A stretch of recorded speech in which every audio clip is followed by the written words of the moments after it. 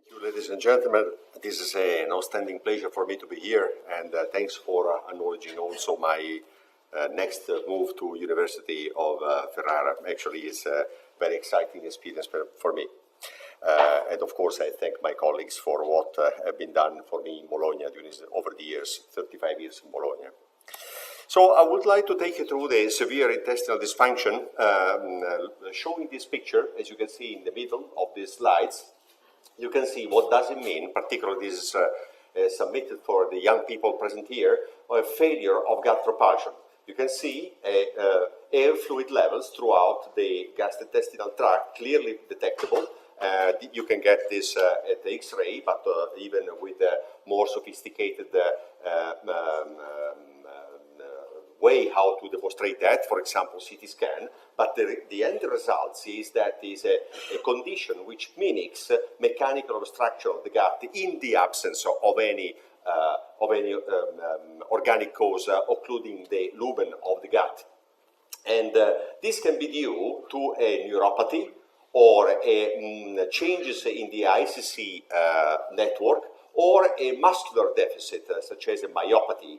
And both neuropathy, ICC, and myopathy can be combined or can be present dominant one of these three, or the possibility that mixed condition pictures may occur, such as a neuromyopathy or neuro-ICC or ICC myopathy may also be present. They can be idiopathic or secondary. A neuropathy can be idiopathic as well as a myopathy can be idiopathic in the gut, or be secondary to a wide array of conditions. First of all, let me mention diabetes, but also amyloidosis, paraneoplastic syndrome, and so on. So we have to be very careful in order to rule out these possible underlying causes which may impact the pathophysiology and therefore the clinical picture and also management. Usually, these conditions are very rare, although, as we all know, life-threatening and therefore challenging for the clinician and for the scientist. They can be acute in their presentation or chronic, more typically chronic, going over time with recurrent subocclusive episodes. Usually what is acutely manifested can be also reversible, but the classic way how that usually are characterized these clinical pictures is a chronic, persistent form of dysfunction. Now, I would like to try to disentangle the complexity of this condition by mentioning the clinical aspects, mainly revealing the symptoms and sign evaluation, and also the impact of neurology, which can be very important in the clinical approach of these patients, the diagnostic feature, particularly the histopathology, and the quantitative assessment of histopathology, which is fundamental, the research agenda with some new data that are coming up from our laboratory, and also the future perspective that represented the wavefront of the research in this area. Now, let me start with the clinical, and I would like to remind you the very important manifestation of these patients, the abdominal distension. You may remember the picture that I just showed you. These air fluid levels are typically associated with a bowel dysfunction and distension of the abdomen, which is clearly visible, and also the dilatation of the gut as well, of course, which is associated to that, and also the number of subocclusive episodes. Usually in this combined Barcelona and Bologna center series, you can see that these in at least 50% of cases recur more than 3 times over the clinical history of these cases. Very commonly, you can find also patients with developing small intestinal bacterial overgrowth as a result of the gut failure. And the bacterial overgrowth give rise to symptoms per se, and also the changing of the pattern of symptoms. For example, a previously constipated, a heavily constipated patient which may turn into diarrhea. And finally, the urinary involvement, which is also very important, very commonly associated, although in this series about 20-30%, but definitely it is a major issue, as well as the infection, particularly due to a heavy bacterial translocation present in these cases, probably due to a lack of the integrity of the epithelium as a result of the severe abnormality of motility, and therefore the bacterial translocation is responsible for infection. Particularly in these cases, they have a CVC, and the CVC, the catheter gets infected with a risk of septicemia, and therefore the life-threatening potential of these conditions. Now, symptoms are all very severe. Abdominal pain dominates the clinical picture, as well as also nausea and vomiting, particularly during the subocclusive crisis, of course, but also fullness, early satiety, and constipation, as well as diarrhea. All very severe as compared to any other functional bowel disorder. And also look at this, the extraintestinal involvement, again coming from the combined Barcelona and Bologna centers experience. You can see here that about 40–50% of patients have a very delayed gastric emptying, and I absolutely am in line with my old friend and teacher, Professor Stanghellini, saying that these are very commonly, or there might be a subset of that with a very generalized, diffused throughout the gastrointestinal tract abnormalities of the entire gut, rather than on a single segment. But obviously, we have to rely on what has been published, and we do acknowledge and accept the presence of gastroparesis, such as, for example, of isolated form of constipation and so on, slow transit constipation and so on. But look at also at this condition. For example, looking at the involvement of the esophagus. Also, the esophagus is present in our experience in about 30%, but data that have been reported in these very severe forms are up to 70%. Amio and Professor MNGIE published that in some years ago. Now, I mentioned you before the neurology. Let me show you what we have obtained applying the neurological workup. This is a neurological workup that we applied only in our series in Bologna. Over the years, a patient comes in and gets a neurological evaluation with electromyography, with brain MRI, and the symptoms or the test suggest, for example, a possible underlying mitochondrial disorder as a result of neurological evaluation, EMG, MRI. Then the patient go to muscle biopsy, the muscle biopsy with biochemical test, for example, the lactate, or TP, and also nucleosides, and therefore the diagnosis can be established of a mitochondrial neurogastrointestinal encephalomyopathy, or SAND, or MERF, or other form of mitochondrial disease. And this is must be confirmed by genetic tests. Now, if these tests are negative, there might be the possibility of non-mitochondrial neuromyopathy, and then in this case, again, muscle biopsy can be performed, as well as a skin biopsy can be performed, and this would unravel a form of skeletal myopathy or polyneuropathy. Again, some genetic testing is necessary, and in this case is emerging, as I show you in our research that have been developed recently. When all this is negative, we have no further test, and the patients can be labeled as idiopathic. Of course, it means that other conditions have been ruled out. Now, by applying this neurological workup, we can distinguish three major subgroups of patients. The idiopathic, as I mentioned before, the mitochondrial encephalomyopathy, and the non-mitochondrial neuromyopathy. Let me show you first as an example the mitochondrial encephalomyopathy. Well, the classic form, although extremely rare, is that of MNGIE, mitochondrial neurogastrointestinal encephalomyopathy. Let me show you this because this is a very peculiar form of mitochondrial disorder, which is a mitochondrial DNA deficit in addition to a nuclear DNA deficit. So a combination of that is a mutation, is an autosomal recessive disease, which is affecting the TIMP gene. The TIMP gene is not working anymore, and therefore there is an accumulation of those nucleosides, such as thymidine and uracil.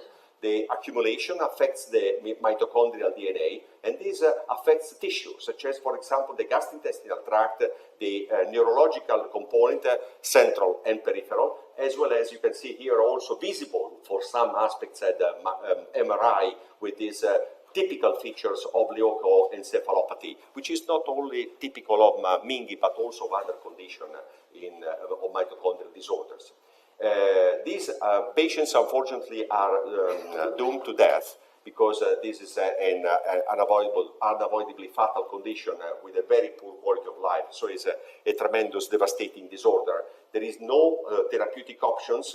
We exploited the possibility of using liver as a tissue source of thymidine phosphorylase.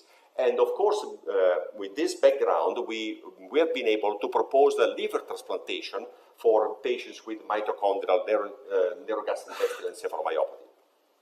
These are two patients that have been transplanted in Bologna, both of them with a very severe condition, particularly patient number 1, which has been transplanted on March of 2 years ago. And you can see here something that is really striking.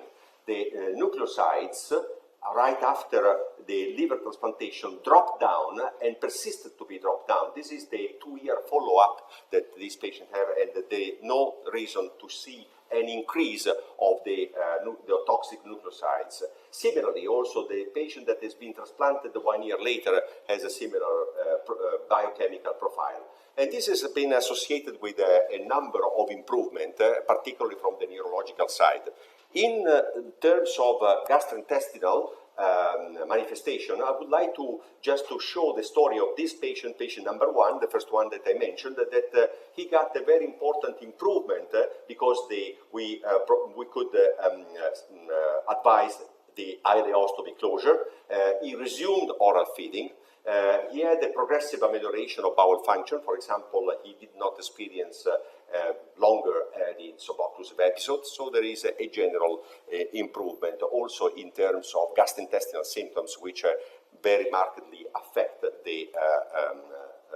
these patients in terms of quality of life, but also in terms of outcome.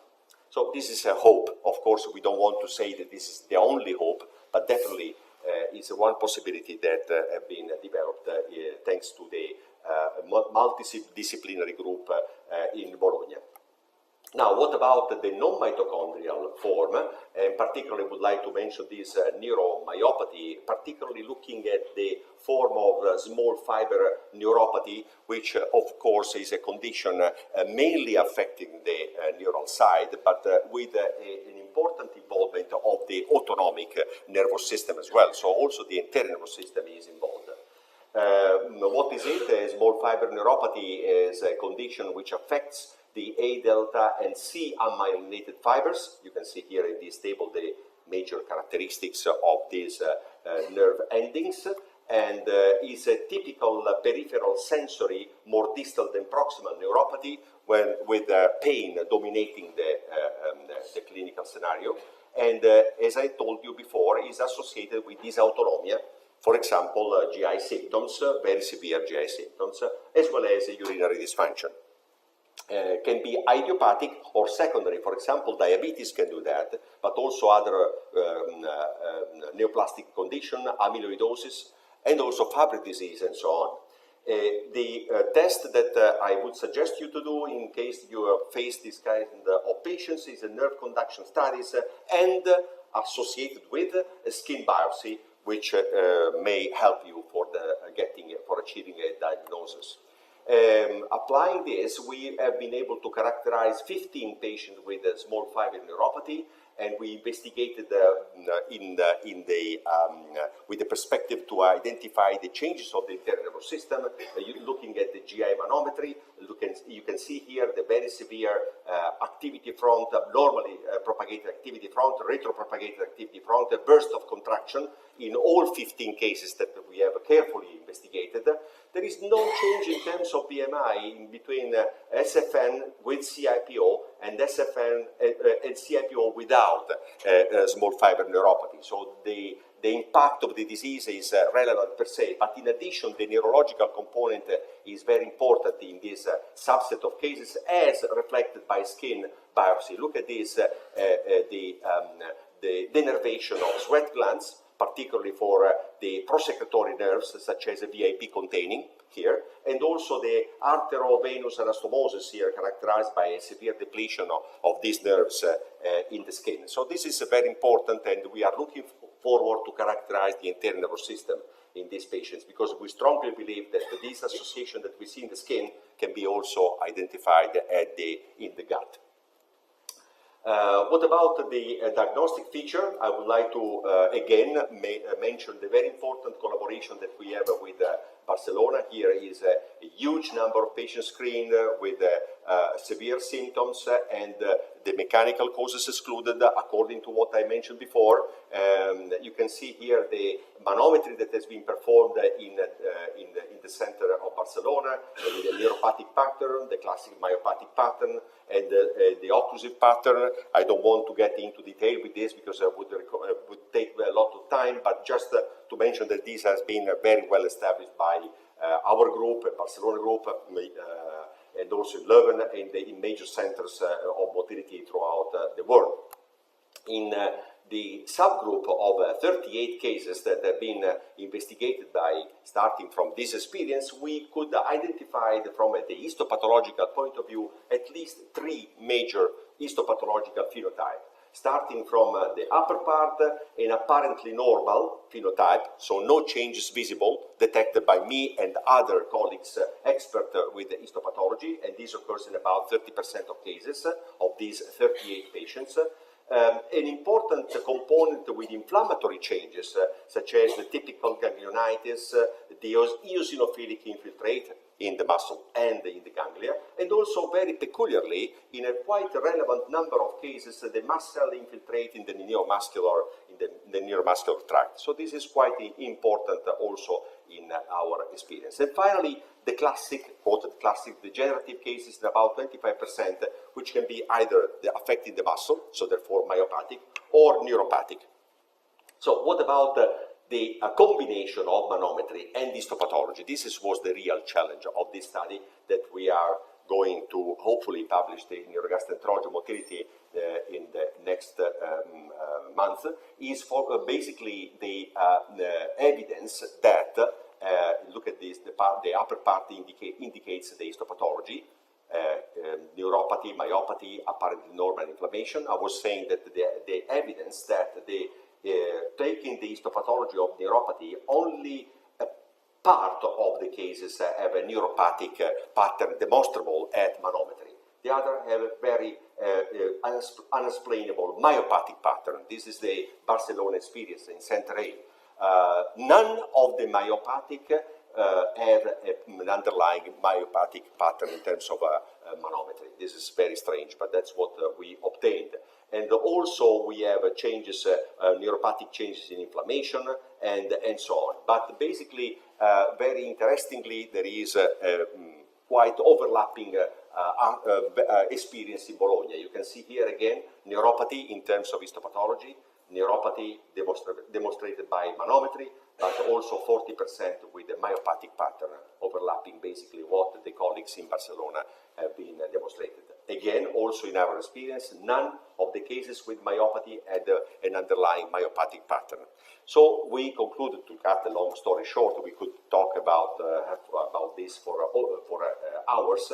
There is no correlation between manometric patterns and histopathology findings. But the abnormal manometry shows a high probability of a morphological abnormalities that indeed we demonstrated with this study. So there is a long way how to improve both, in my modest opinion, histopathology and manometry. Both of these should be heavily improved. Maybe the future could be higher resolution, and high resolution with also high resolution of histopathology. What is for me high resolution for histopathology is this one, is the quantitative analysis. Very difficult. I can tell you that we spent hours and hours in counting these neurons in the myointeric plexus and also in the submucosal plexus. Anyway, again, taking these 38 patients, which have been heavily investigated before, from a qualitative point of view, we counted the number of neurons per ganglion, numbers per ganglion, in order to avoid the changes that could be affected by the dilatation. And you can see here that there is a significant reduction in the number of myointeric and submucosal neurons. Likewise, also by distinguishing them according to the three major histopathological phenotype: apparently normal, inflammatory, and degenerative. So there is quite consistent evidence that this occurs for both mesenteric and submucosal plexus and the three major phenotypes that I just mentioned before. Taking this as a possible cutoff, we come up with a hypothesis, that this indicates an increased probability of symptom severity and gut dysfunction when you get more than 50% of these changes. That's why the quantitative analysis, in my modest opinion, is really mandatory. What about the research agenda? I will go very quickly on that because Francesca Bianco of our group in Bologna will tell you more about this. I start from the very initial part of the story. This is a Turkish family that came to our attention thanks to Vincenzo, who went there to test those family, and he identified the presence of a CIPO with megaduodenum in the affected member, not only a long segment Barrett esophagus in the affected members, and again also cardiac problems. So it's a very typical form of syndromic, highly suggestive of a genetic component. And you can see here the histopathology, the neuropathic pattern that is could be demonstrated in one of these cases. Now this is the genetic analysis that has been done in our center in Bologna. You can see the three affected members, and finally, after ages of fighting the identification of a mutation of a gene RAD21 with a missense mutation screwing up all the neurological component of the entire nervous system in these patients. So what is RAD21? Well, RAD21 is an important gene because it's part of the coenzyme complex regulating the sister chromatid pairing. It is also part of this pathway SMC1, 3, and STAG, which stabilizes the coenzyme complex itself, but is also per se a transcriptional regulator. Again, Francesca spent a year at Mayo Clinic to develop a knock-in mouse model carrying the mutation that we just identified in the patient. The model is coming along very slowly, but there is, I can tell you, a lot of difficulties. It's not so easy. But meantime, Francesca, very smart, showed the presence of RAD21 in animal model, such as the mouse, which is going to be the model that we are going to generate, but also in human. And she came up showing that RAD21 is present in about 40% of neurons, manometric neurons in the entire nervous system of those labeled by UCD as a general marker. Not only, but very importantly, Francesca demonstrated that RAD21 is expressed exclusively by CHAT and probably a subset of MPY neurons, but no nNOS neurons. So this would be the first time that the a non-nitrogen component can be targeted by a condition such as, for example, pseudotraction, if we take into account that RAD21 plays a major role in this respect in terms of pathophysiology of this condition. But you will hear more in the poster that Francesca is presenting to this meeting. And also, again, from our group, the heavy genetic characterization. This is a large cohort of 111 cases that we have generated in combination with Swedish colleagues Greger Lindberg and Mauro D'Amato. You can see here all the identified gene, and I would like to bring your attention to the very important sodium channel, which are tightly connected with pain. Probably we are very close to identify something that is pain dominant for this condition in patients with CIPO, but also pain per se, such as TRPA1, which is also involved in this. Obviously, I don't want to say that this is the final word, but definitely we have to increase our knowledge by producing a cell model or animal model, maybe zebrafish, not the mouse, because otherwise we're going to spend another 100 years on working on that. So the future is basically related to to some very important aspect.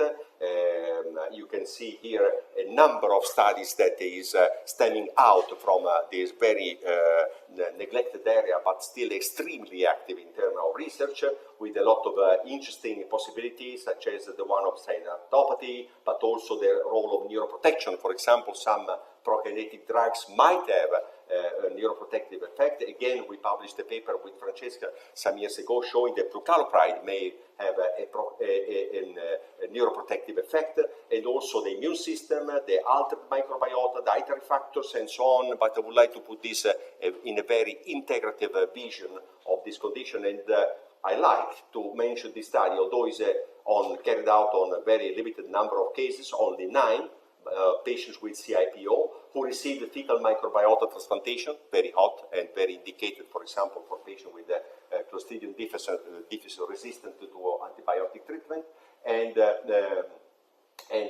from healthy donors. And you see here the result of what I'm talking about.